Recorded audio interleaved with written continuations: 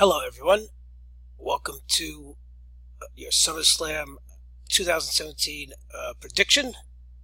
I'll be giving you my thoughts. I haven't done these pay-per-view network special predictions in a while. Most of the time, I think they're redundant. You know, it's just people. You sit there and you're trying to guess what's going to happen, only for a few days later for them to do the opposite thing of what you predicted to your audience. So, but I think I'm going to take this one. We're going to do a prediction with this one because I think this is a pretty big card, and I think this is going to be an important card as far as the grand scheme of things going forward in 2017. And I think this SummerSlam 2017 will be kind of fairly predictable. So. Let's start the prediction. So I was going around just trying to sift through a few websites just to see what how the water was. You know, just want to see what the internet's take on this SummerSlam 2017 was going to be. Let me tell you, it's the reporting and the journalism has become so terrible. Just every website repeats the same things. I think they copy off of each other. And one website didn't even have this match, the United States Championship match between AJ Styles and Kevin Owens, which is a pretty big match. So I finally settled on this site, Bleacher Report. They're okay. At least they had the complete card, and they made some okay predictions, you know, but we'll review. We're going to review the card starting from the bottom because they start from the top, you know, the big matches first. So let's go to the start. So they start off with, well, no, they don't actually. They end. See, 6 out of 6. Why would you do that? I guess. People, I guess you start off with the big matches first, so you grab people's attention. So I guess I'm going to break that format now, so hopefully we won't lose too many of your viewers. So we're going to start off with Big Cass against the Big Show. They're predicting Big Cass is going to outlast Big Show. Yeah, I don't see why it wouldn't benefit the Big Show to go over Big Cass here, unless there's some interference by Enzo coming in, and it helps Big Show go over on Big Cass. I really doubt that's going to happen. If you want little backstage scoops, they don't see Enzo as they don't really think of Enzo as anything except a hype man who's good on the mic. They have no use for him outside of that. Big Cass, on the other hand, they have, I've said it in many of my previous episodes, they have very, very big plans for him. They see him as a future main eventer, and that's why they've injected the Big Show into this, because what better way to become credible than to go over on the Big Show? So, and then they briefly explain, you know, yes, Big Cass is primed for the push of his life. Big Show is just going to do jobs now, put people over. They're right on this. They're absolutely right. So, like I said, the Big Cass should go over, depending on if they decide to inject Enzo into this as a sort of outside interference to help Big Show. Then I don't see Big Cass losing, or maybe if they have plans to continue this feud beyond this. I doubt it. It really hasn't been that. It hasn't taken off the way they thought it would be. People, they really don't want to root for anyone involved in this. You know, the fans really loved Enzo and Big Cass, and they really don't want to boo Big Cass. And so that's that. Let's move on. Okay, and before we cover the next match, I just want to say, SummerSlam 2017 is going to be held at the Barclays Center in Brooklyn, New York again this year. That's become the new permanent spot for SummerSlam. but there's another thing. On Saturday, the night before, they're gonna have NXT Takeover, which the NXT fans generally love. You know, NXT's been a little down because all the stars moved up to the main roster. Most of them, except Bobby Roode and a few others. But there's also the SummerSlam show itself on Sunday.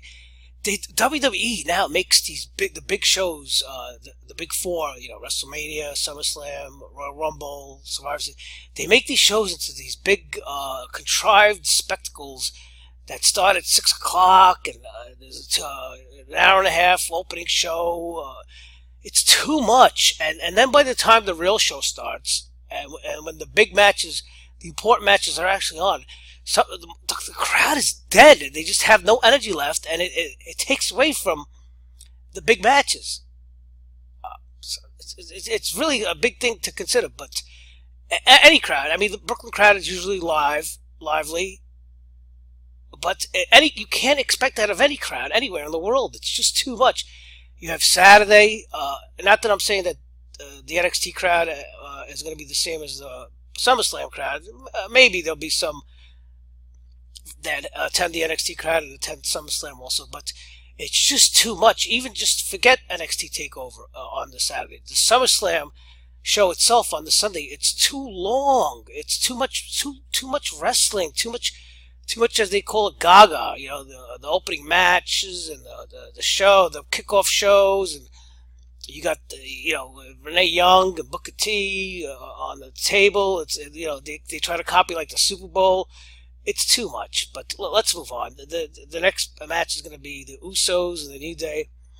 The Usos are the tag team champions. I don't know. I don't even know. They change the title so much these days. It's so hard to keep up. But the New Day, they've been the baby faces since going to SmackDown. While the Usos, they're being booked here as the heels, so to say. I like them. I like their new gimmick, their wardrobe. They changed that from that tropical Fruit Punch Island gimmick they had. Now they're like more hip hop. I like it. At least it's a little bit has a little bit of a cool factor. They're predicted the New Day, and this is going to be one of the best matches. Maybe the crowd will be into it because it could probably be early in the show. They have had very good chemistry together, but it's run its course. How many times can we see these tag teams go at it? I just don't know. They say it would be strange to pluck the titles from the New Day already. Yeah. I doubt the New Day is gonna lose their titles in Brooklyn to the Usos. It'll just probably be a feel good moment at the end. I think also I want to say that this SummerSlam is gonna represent all the results of SummerSlam is gonna represent a sort of resets for WWE. And the following night on Raw, and also the following Tuesday on SmackDown Live, you're gonna see the setup for complete new feuds, which is going to lay down the groundwork going into Survivor Series. So yeah, I really think that the New Day, there's no chance the New Day are going to lose their titles. They're still popular. And they're going to milk them for every dollar they're worth. So then we move on to what I call the comic book match with the two characters who are the supernatural characters, I guess. Bray Wyatt, the Eater of Worlds, and Finn Balor, who's gonna, no doubt, come into this match as the Demon King. You saw it on SmackDown Live. He hinted at that after Bray Wyatt poured the blood all over him. I just want to show you something. There's a lot of people who I always argue with about Bray Wyatt. He should be so much higher on the card. They're wasting him, and even Finn Balor. It wasn't his fault that he got hurt last year, even though they still have big plans for him. I just want to show you something. And this is a screenshot from the WWE's YouTube channel. Their Raw from Raw. It was taken about 6 hours after it went off the air, and I've been paying attention to this. You know, everybody says the ratings are going down. Yeah, the ratings are down. For some reason, WWE's YouTube channel is booming. They got over 17 million subscribers now, and it keeps going up. I don't know how. You know, the average they get is maybe like close to 800 to a million views after like a couple of weeks to a month on their videos. Not all of them, but anyway, I just want to point this out. This was the Seth Rollins and Dean Ambrose reuniting was over a million after 8 hours off the air. You know, they had the SummerSlam foes meet face to face. That's going to be the 4-way match. Had 453,000 views after 5 hours. Okay, that was 3 hours. But look, going back to this Finn Balor Bray Wyatt, look at this: 240,000 views after 6 hours. When he announces right here that he's gonna bring out the Demon, not even 150,000. I mean, it's not. There's just no. People are not interested in this, and I don't know. I don't know how you could spin it any other way. It's average at best. Look at this. The segment with Elias Sampson did almost 200,000 views. I know we had 2 more hours, but geez, it's I don't know. If it was this was really a big match that had interest in it, this should be at least up to 300,000 plus. But let's go back to that article. Now,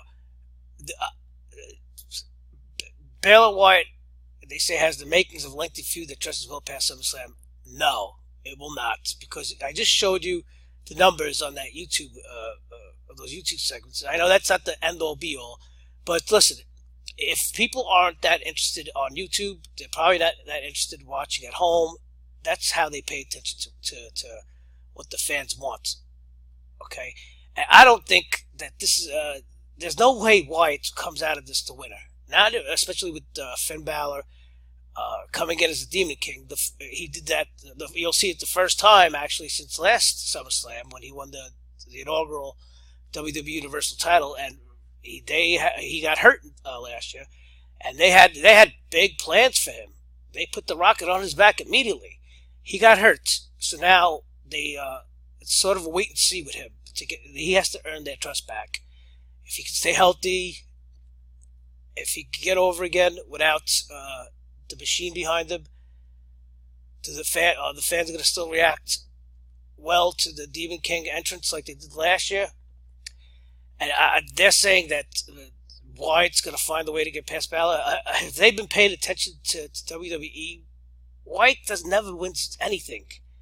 He never wins anything. He's just there to look scary, talk scary, and then loses every match. They have no big plans for Wyatt.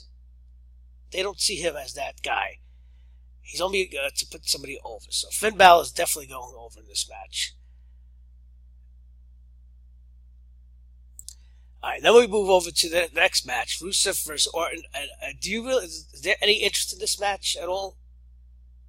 Could they have done less with Rusev in the recent months? I know he just came back from a big injury. He cut his hair. They took a lot away from him. They're trying to do something with him. If they do anything, it's only to build him up again. They're going to build him up again just to have him lose to the next big flavor of the month.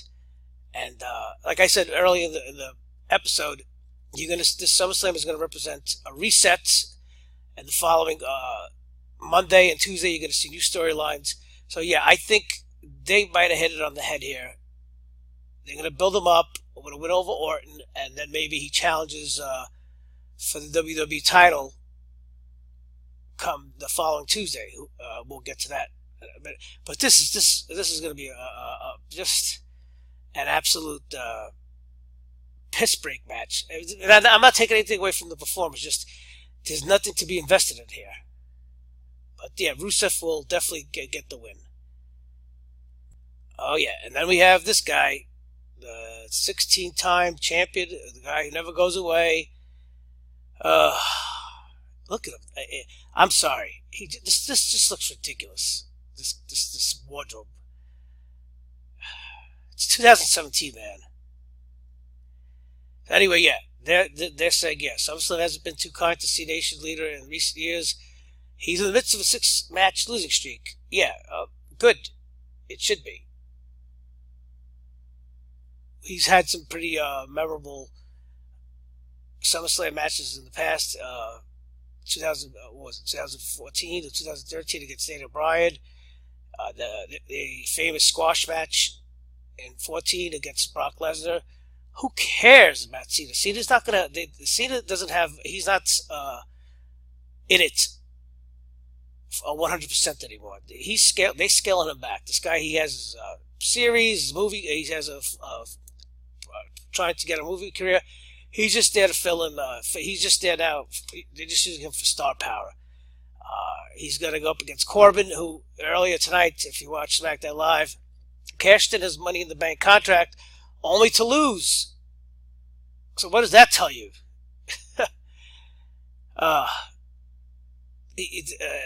Yeah, that's going to be an embarrassing thing. During tonight's episode of SmackDown Live, Corbin hit Cena to get an opportunity at Jinder, only to have him lose and get distracted, and he got rolled up by Jinder Mahal. Why build up Corbin all this time and only to have him go down like that? And guess what? Sunday he's not gonna win Sunday. He's not gonna win. He might get a rematch and win the following day on Tuesday. I don't think he's gonna win against Cena. Corbin's already. I don't understand. They pulled back on him. Maybe there wasn't that much interest by the fans in the prospect of Corbin cashing in. I mean, if you saw it tonight, yeah, the fans cheered. They always cheered though when they're about to see a cash in. That's just normal. But yeah, I don't know. I'm gonna have to say Cena. So let's move on very quickly. So this website, this is what I mentioned before. They didn't even bother to cover the AJ Kevin Owens match. This is going to be one of the better matches. By the way, tonight, SmackDown Live, Shane McMahon is going to be the special referee for this. Look for something weird to happen with that.